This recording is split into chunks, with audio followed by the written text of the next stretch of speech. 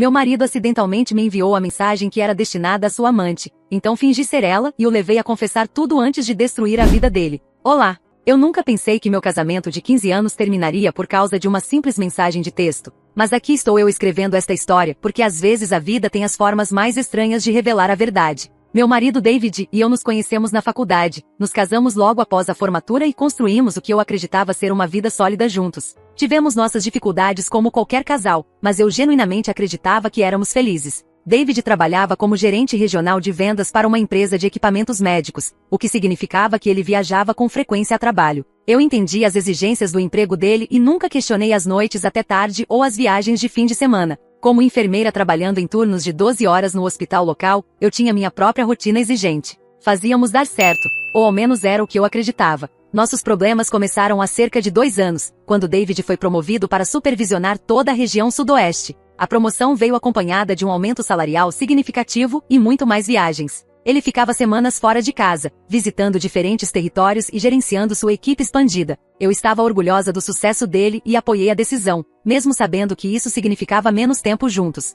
O primeiro ano da promoção transcorreu sem problemas. David parecia mais feliz, mais confiante, e nossa situação financeira melhorou de forma dramática. Pagamos nossa hipoteca antecipadamente e começamos a conversar sobre realizar aquela viagem à Europa com a qual sempre sonhamos. Ele me ligava todas as noites quando estava viajando, contando sobre suas reuniões e os desafios de administrar um território tão grande. Mas em algum momento no segundo ano, as coisas começaram a mudar de maneiras que eu não consegui identificar de imediato. David ficou mais secreto em relação ao telefone, sempre o deixando com a tela virada para baixo durante o jantar ou atendendo chamadas em outro cômodo. Ele começou a trabalhar até mais tarde que o habitual, mesmo quando estava em casa, alegando que precisava terminar relatórios ou ligar para os escritórios da Costa Leste. Nossas conversas tornaram-se mais superficiais. Em vez de compartilhar detalhes sobre suas viagens de trabalho, ele dava respostas vagas sobre reuniões e clientes. Quando eu fazia perguntas específicas sobre o dia dele, ele mudava de assunto ou dizia que não queria falar de trabalho em casa. Eu atribuía aquilo ao estresse das responsabilidades aumentadas. A intimidade em nosso casamento também diminuiu de forma perceptível.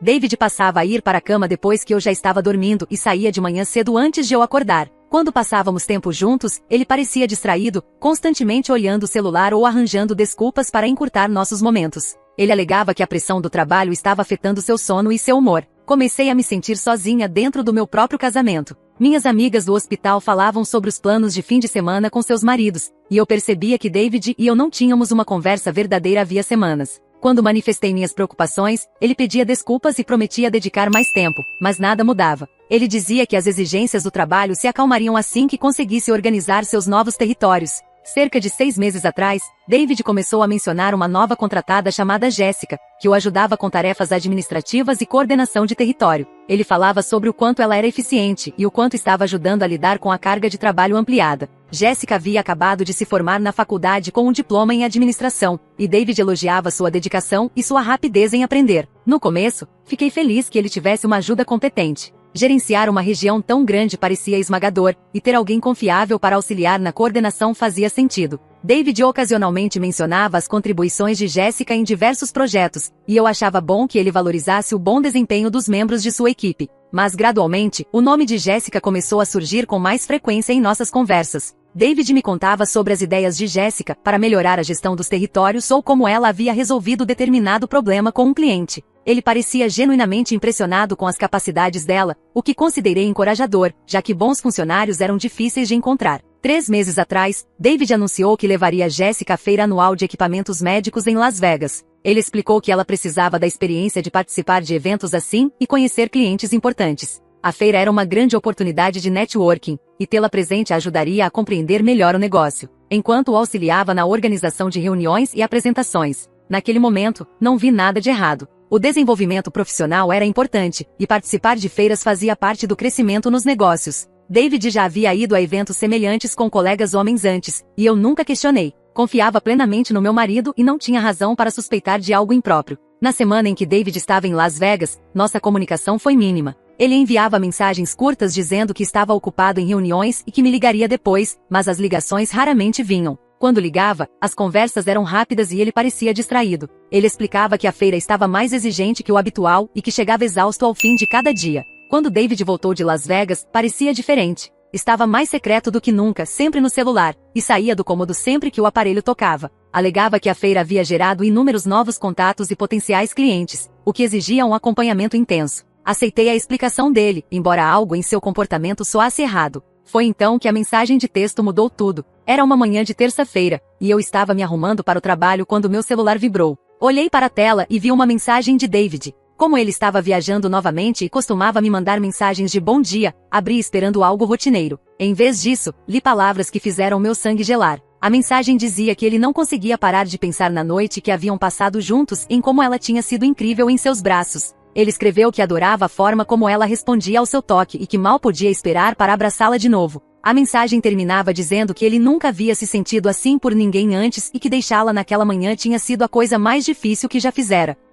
Atualização 1, uma semana depois. Ontem foi o dia que eu vinha planejando há semanas, e tudo correu ainda melhor do que eu esperava. David voltou daquilo que alegava ser uma viagem de negócios a Fênix, mas que eu sabia ser, na verdade, uma escapada romântica com Jéssica para Sedona. Ele voltou para casa com as histórias habituais sobre clientes difíceis e reuniões desafiadoras, encenando o papel do funcionário dedicado e do marido fiel. Deixei que se acomodasse e desfizesse as malas, ouvindo suas mentiras elaboradas sobre a viagem enquanto documentava cada palavra. Naquela noite, durante o jantar, disse a David que tinha algo importante para discutir com ele. Afirmei que vinha me sentindo desconectada dele ultimamente e que queria trabalhar para reconstruir nossa intimidade e comunicação. David pareceu aliviado, provavelmente pensando que suas explicações sobre a mensagem misteriosa haviam me convencido e que estávamos deixando aquele incidente para trás. Concordou que deveríamos focar mais em nosso relacionamento e prometeu ser mais presente e atencioso. Sua atuação quase foi convincente, não fosse eu já saber a verdade sobre sua vida dupla. Então peguei meu celular e disse a David que queria compartilhar algo que talvez nos ajudasse a nos comunicar melhor. Expliquei que vinha lendo sobre casais que usam a tecnologia para manter a conexão quando um dos parceiros viaja com frequência a trabalho. Sugeri que tentássemos ser mais abertos e honestos em nossas mensagens, enviando um ao outro nossos pensamentos e sentimentos reais. David pareceu confuso, mas concordou com a ideia. Foi então que mostrei a ele as capturas de tela de todas as nossas conversas das últimas 2 semanas, onde ele acreditava estar confessando seu amor e detalhes do caso a Jéssica, mas na verdade estava me contando tudo. Observei a cor sumir de seu rosto quando percebeu o que havia acontecido. A expressão de pânico absoluto e horror no rosto de David valeu cada minuto que passei planejando esse momento. Ele tentou pegar meu celular, provavelmente na esperança de apagar as provas, mas afastei e disse que já havia feito backup de tudo em vários locais. Expliquei calmamente que sabia do caso com Jéssica, dos relatórios de despesas fraudulentos e de seus planos para me deixar. David tentou negar tudo a princípio, alegando que as mensagens eram falsas ou tiradas de contexto. Mas quando comecei a ler em voz alta suas próprias palavras, incluindo os detalhes íntimos que havia compartilhado e suas comparações cruéis entre Jéssica e eu, ele percebeu que não havia motivo para continuar mentindo. Ele desabou e admitiu o caso, embora tenha tentado minimizá-lo chamando de erro. Deixei que David terminasse seus pedidos patéticos de desculpa e promessas de encerrar o caso antes de revelar a próxima parte da minha vingança. Disse que havia contratado um detetive particular que documentara suas viagens fraudulentas de negócios e suas atividades românticas com Jéssica. Mostrei-lhe as fotografias e relatórios detalhados provando que ele vinha usando o dinheiro da empresa para viagens pessoais e falsificando relatórios de despesas. A percepção de que sua carreira também estava em risco pareceu atingir David ainda mais do que a perda do nosso casamento. Ele começou a entrar em pânico com as potenciais consequências legais da fraude de despesas e implorou para que eu não o denunciasse à empresa. Prometeu que devolveria cada centavo e encerraria todo o contato com Jéssica se eu simplesmente mantivesse em sigilo sua má conduta profissional. Mas eu ainda não havia terminado. Informei David que já havia consultado uma advogada de divórcios e preparado toda a papelada necessária. Por causa de seu adultério e fraude financeira, eu buscaria um divórcio que o deixaria com bens mínimos e sem pensão. Suas próprias confissões, acreditando estar escrevendo para Jéssica, serviriam como provas de sua infidelidade e planos de me abandonar. Também disse a David que denunciaria sua fraude de despesas ao Departamento de Recursos Humanos da empresa e à linha direta de ética. As provas que eu reunirá provavelmente resultariam em sua demissão imediata e em possíveis acusações criminais. Sua reputação na indústria de equipamentos médicos estaria destruída, tornando quase impossível encontrar um emprego comparável. Por fim, revelei que já havia falado diretamente com Jéssica. Usando as informações que David me fornecera sobre o relacionamento deles, entrei em contato com ela e a informei sobre seu casamento. Suas mentiras sobre planejar me deixar e as provas que eu tinha do caso deles. Disse a ela que o relacionamento havia custado a David o casamento e a carreira, e que continuar a vê-lo provavelmente resultaria em consequências profissionais para ela também. David passou o resto da noite alternando entre explosões de raiva e súplicas patéticas. Ele me acusou de ser vingativa e cruel. Disse que eu estava exagerando diante do que ele chamou de um lapso temporário de julgamento e ameaçou me enfrentar no tribunal do divórcio. Mas suas ameaças soaram vazias quando percebeu que as próprias confissões dele haviam me dado tudo de que eu precisava para vencer. Eu disse a David que ele tinha até o fim da semana para sair da nossa casa. Na segunda-feira de manhã, eu daria entrada no pedido de divórcio, e ele deveria esperar ouvir do Departamento de Recursos Humanos da empresa em que trabalhava logo em seguida. O homem que havia traído nosso casamento e planejado me abandonar por uma mulher mais jovem estava prestes a aprender que ações têm consequências. Atualização 2, 2 semanas depois. As repercussões do caso e das fraudes de David foram ainda mais severas do que eu havia previsto, e honestamente me surpreendo com a rapidez com que a vida dele desmoronou por completo. A empresa de David agiu de imediato assim que apresentei as provas de fraude em relatórios de despesas e documentos empresariais falsificados. Ele foi demitido sumariamente e escoltado para fora do prédio no mesmo dia em que receberam minha denúncia. A investigação interna revelou que as práticas fraudulentas de David eram ainda mais amplas do que eu havia descoberto inicialmente. Ele vinha enviando relatórios de despesas falsos havia mais de um ano, não apenas para custear suas viagens românticas com Jéssica. O valor total que ele desviou da empresa ultrapassou $60 mil. O caso foi encaminhado para as autoridades, e ele está sendo processado criminalmente. Sua demissão e as circunstâncias em torno dela se espalharam rapidamente por toda a indústria de equipamentos médicos. Antigos colegas e até concorrentes ficaram sabendo da fraude, do caso extraconjugal e de sua conduta antiética. Várias pessoas que conheciam David me procuraram para expressar choque e apoio. Sua reputação no setor foi completamente destruída, e provavelmente ele jamais voltará a trabalhar em vendas médicas. Jéssica também sofreu as consequências por seu envolvimento no caso. Quando entrei em contato com o empregador dela, eles realizaram uma investigação própria e descobriram que ela também vinha falsificando folhas de ponto e relatórios de despesas para encobrir suas viagens românticas com David.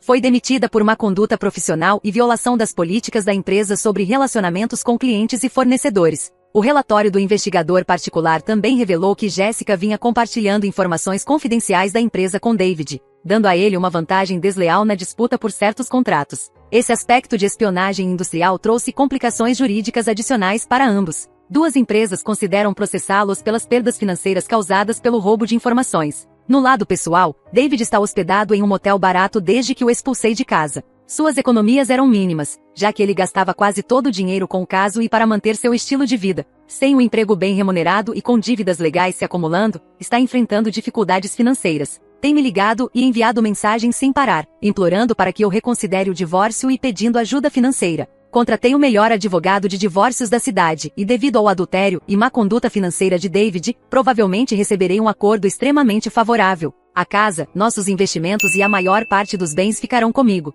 David será responsável por seus próprios honorários advocatícios e dívidas, incluindo o dinheiro que deve à antiga empresa. Ele receberá apenas uma parte mínima dos bens e nenhum tipo de pensão. A parte mais gratificante desta atualização foi descobrir como a família e os amigos de David reagiram à notícia de sua traição e fraude. Seus pais, que sempre me trataram como filha, ficaram enojados com seu comportamento e ficaram do meu lado no divórcio. Sua irmã me ligou para pedir desculpas pelas ações dele e demonstrar apoio. Até mesmo seus amigos mais próximos se afastaram. David tentou despertar compaixão dizendo às pessoas que eu havia armado uma armadilha ou enganado para confessar, mas as provas falam por si. As próprias palavras dele, escritas em mensagens que acreditava serem privadas para sua amante, revelaram seu verdadeiro caráter e intenções. Ninguém me culpa por me defender de sua traição e engano. Jéssica também tentou me contatar, tentando transferir a culpa para David e alegando que ele havia mentido para ela sobre nosso casamento. Ela insistiu que ele lhe dissera que estávamos separados e planejando nos divorciar de qualquer forma, mas a linha do tempo do caso e as confissões de David provam que ele mentiu para nós duas.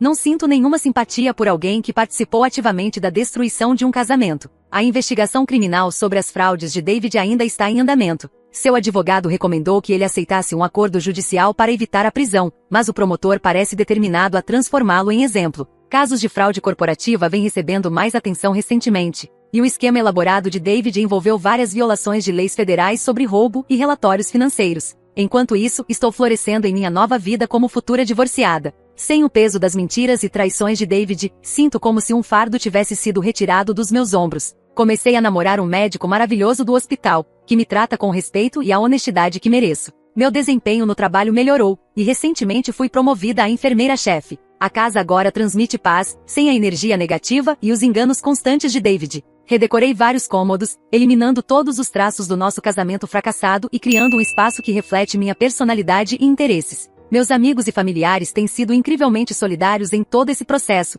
e me sinto mais próxima das pessoas que realmente importam na minha vida. Atualização 3, 6 semanas depois. Esta será provavelmente minha última atualização sobre esta situação, já que as consequências de David chegaram ao seu desfecho natural e minha vida seguiu em frente de forma positiva. David aceitou um acordo judicial na semana passada que resultará em 18 meses de prisão federal por fraude em relatórios de despesas e roubo. Seu advogado conseguiu evitar acusações mais graves. Mas David também terá de pagar uma restituição substancial à antiga empresa e ficará sob monitoramento financeiro por anos após sua libertação. O divórcio foi finalizado com termos ainda mais favoráveis a mim do que o esperado inicialmente. A condenação criminal de David fortaleceu minha posição no tribunal, e o juiz mostrou-se particularmente insensível à sua situação diante das provas de sua elaborada fraude e engano. Recebi a casa, os 2 carros, nossas contas de aposentadoria e a maior parte dos demais bens. David ficou com alguns pertences pessoais e dívidas esmagadoras. Suas tentativas de reconstruir a vida têm fracassado até agora.